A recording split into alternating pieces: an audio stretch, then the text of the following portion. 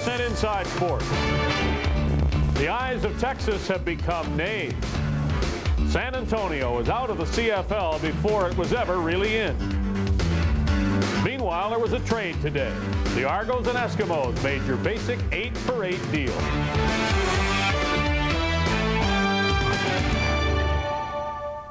Welcome to TSN Inside Sports. I'm Dave Hodge. Last night, the Canadian Football League learned that its chance to operate next season with a record number of teams, 10, was in jeopardy with the withdrawal of the San Antonio Texans.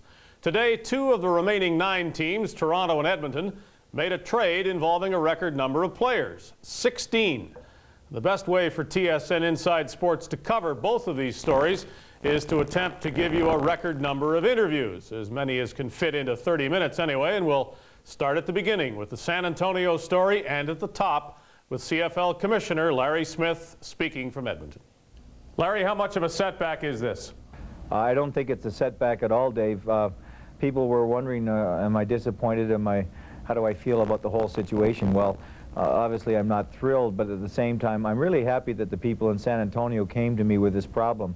At the same time, I'm really happy that they've expressed some interest for 1994. And at the same time, I'm really excited about the fact that we've had about 4 or 5 calls from people today who would like to take that franchise over in San Antonio now. The interest in our league is just outstanding, and you know, we are moving forward with expansion. We're having obviously a logistical problem here, but it's in my mind a blip, and we will move forward.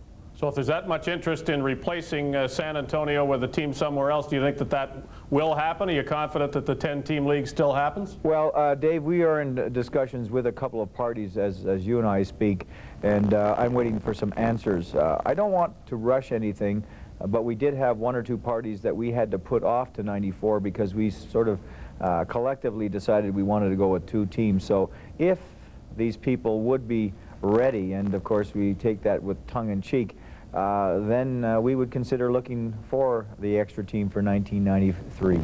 Can you be accused of rushing to San Antonio? No, not at all.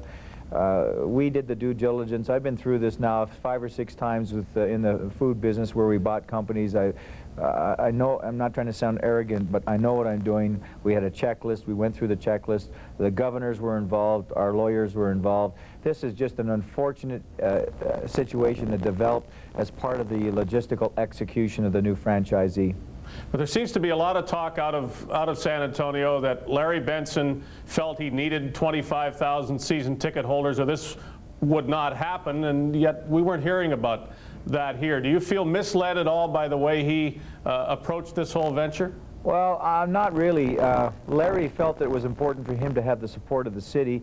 I think the city felt it was important that the business community take the lead, and I think between the 2 expectations there was a bit of a divergence and difference. I think tactically or strategically Larry may have played an aggressive hand, and the city itself reacted in a way that said, Larry, you can't come at us the way you are, and we're not going to stand by that type of approach. And so as a result, you know, he took himself back and said, hey, let's look at this thing in a little more detail, and let's make another decision. Now, does he have an open ticket to join the league in '94, or would you look at his application all over again? Well, I'll tell you what, in fairness to the league and of course in fairness to Mr. Benson, we would have to take a very, very strong look again at that application because there are certain things that we're not overly thrilled with in the process, but the door is not shut.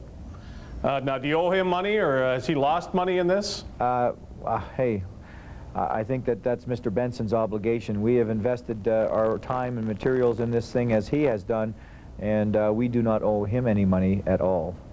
What about Montreal? Are they a possibility as a 10th team, or does the possibility of Montreal coming to the league increase because of this? Well, Dave, Montreal, and of course the discussions we've had with the Expos, and that was all under wraps, of course, until the Expos spoke publicly about it.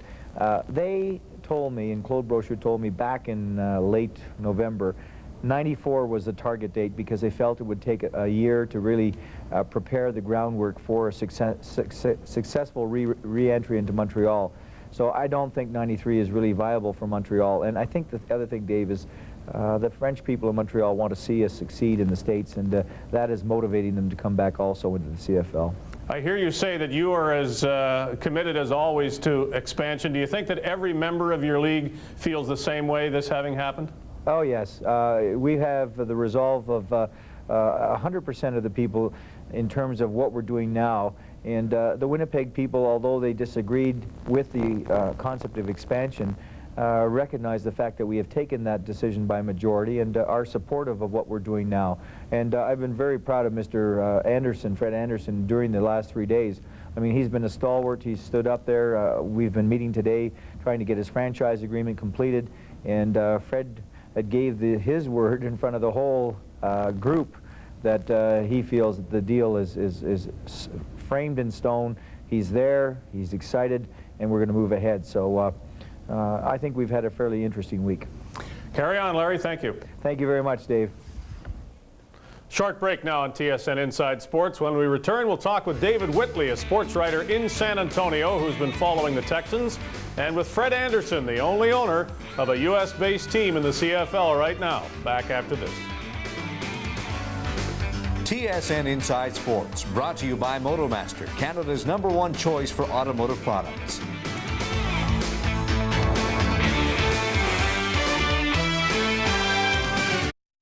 If the CFL proceeds with 9 teams for the coming season, the lone U.S.-based owner will be Sacramento's Fred Anderson. He's standing by in Edmonton.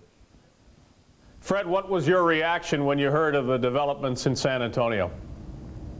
Oh, I think surprise and disappointment. We looked forward to working with San Antonio, and being set adrift by ourselves was discouraging, but we got over it, and we're moving along, and everything seems to be working out all right. We haven't given up on finding another team in the U.S., but if they don't, well, we'll go it along. You are a clear voting majority of U.S.-based teams now. Oh, is that right? I think 1 of 1 makes you a majority. Will you be concerned if you do remain that, or would you really prefer to have another team there to make 10? Oh, I'd prefer to have another team this year, but if we have to wait till 1994, we'll wait. That'll be okay. Are you at all wary of your investment given what has happened here? Do you think the CFL is just as determined to do what it did when it added UN San Antonio, or do you think there will be more doubt now? Oh, I suppose there'll be a little more doubt, but I think that the Canadian Football League did everything they could to screen applicants and to make certain that this was going to move along. I think this was a real disappointment to them, too. They spent a lot of time. They had absolute assurances. We sat through the press conferences in Calgary and Montreal, San Antonio, and Sacramento, and there was never any thought that they might be reluctant to go ahead this year and ask for a postponement till next year. But they've done it, and that's behind us, and I guess we'll move along. Do you think this changes anything else that has happened? There have been deliberations on how your team will be stocked, on how many Canadians or non-imports or imports you might have, and that was all based on the idea of 2 teams in the States. If there is only one, do you think you have to go back to the drawing board on those other matters? No, I don't think so. My understanding is the League and the Players Association will, in the next few weeks, be negotiating within certain parameters, and we've accepted anything that they come up with between those parameters, and I don't see any problems at all in that area. We know we're going to play some Canadian players, and the length of the commitment and the total number and that sort of thing are still up to Players Association and the League, and we'll live with whatever they come up with. Fred, do you see yourself playing a part in the League's efforts to find other franchises in the U.S.? Well, we haven't discussed that yet, but yes, I do. It's certainly in our best interest and in the League's too to have a number of U.S. teams. I think it will help us with sponsorships and TV coverage and all that sort of thing. And so I suspect that since we'll be the first one down there, that we'll want to help and work to bring other responsible people in. Do you think the San Antonio story is any kind of setback for you in Sacramento? Will people look upon this as some kind of harbinger of things to come, or can you practice damage control with your own team and carry on as if this didn't happen?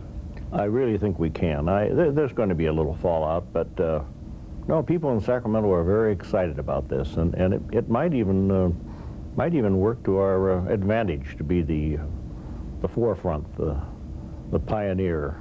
So no, I don't see it affecting sponsorships or ticket sales, and that's our next thrust. Fred, thanks for talking with us. Good luck to you. Good talking with you. Covering this story for a newspaper called the San Antonio Light and appearing on TSN on previous occasions is reporter David Whitley, speaking from San Antonio. David, normally I would ask you how your newspaper, The Light, has handled the demise of the San Antonio Texans, but you're telling me that The Light folded yesterday too? Yeah, after 112 years, it was our final edition yesterday. Well, I'm sorry for that. I'm probably sorrier for that than I am for the problems of the Texans. But tell me about them. Larry Benson has had a checkered background, and it seems many in San Antonio are wondering why the Canadian Football League didn't know more about it. Yeah, we are wondering that. People around here who knew Larry were a little bit suspect of this whole thing that he was trying to put together. Larry, of course, has always been backed up to a large extent by his brother Tom, who owns the Saints. And Larry, I think, got a whiff of power with the World League. And when that folded, he decided he wanted to keep doing something. And the CFL came along. And I think he just tried to throw it together too soon, and it just all came unraveled on him. So this was a flyer that he took that didn't fly? Essentially, a lot of this stuff is still slowly filtering out on what has happened because it's still sort of a breaking story here. But apparently last night, it just came out that he did not want to go on or pursue it this year in '93. A lot of city leaders had advised him not to pursue it so soon because with the opening of the Alamo Dome this year, there were a lot of other things scheduled, and they just didn't think that it would fit into the I guess it's realm. understandable that neither side will want to close the door completely on this, but is it reasonable to assume that the CFL's future is in San Antonio in any year? You know, the city, I think, feels a little bit burned again because every other league that has come on has sort of flirted with it and then left it sort of standing at the altar. And I think people were open to the CFL and the whole idea of coming down here. And you know, 2 weeks ago, everybody is down here, Larry Smith, Larry Benson, saying it's great, we're here, come buy tickets. 2 weeks later, boom, it just disappears again. So I think that they're even more jaded than before, and it's just even a steeper hill to have to climb. Thank goodness for the Spurs, I guess. Yeah, and that's another problem. Whoever does come here will have to compete with that whole Spur mania and all the other things that were talked about last week, the NFL and everything else.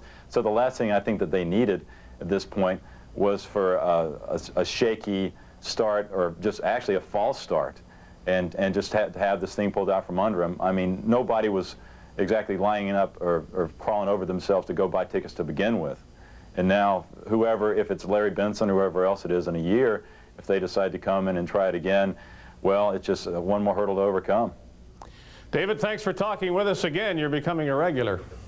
My pleasure. Maybe next time we'll have something good to talk about. The Canadian Football League can thank its lucky stars that San Antonio pulled the chute when it did. Far worse than this would have been the disappearance of the Texans after they played a couple of games. But this is exactly the problem the CFL can expect to encounter in its expanded future. The Hamiltons and Calgarys stay in the CFL because there's a strong commitment to carry on a tradition, to keep the league going. The first thought is to solve a problem. The last thought is to succumb to it. In places like San Antonio, with owners such as Larry Benson, it's all too easy to walk away if things don't go right. And to say that isn't to level a scathing charge. It's the reality of the situation. The CFL doesn't have its safety net any longer, or if it does, it exists only in Canada, and it's stretching thinner and thinner as it's pulled in a southerly direction. That's the last word for today. Obviously, though, the last word on CFL expansion is a long way off. If you would like to add your thoughts on this show or any other that we do, you're invited to write to us at the usual address in Don Mills, Ontario, or send us a fax at 416-391-8275. I'm Dave Hodge. Thanks for watching this show. We'll see you again tomorrow.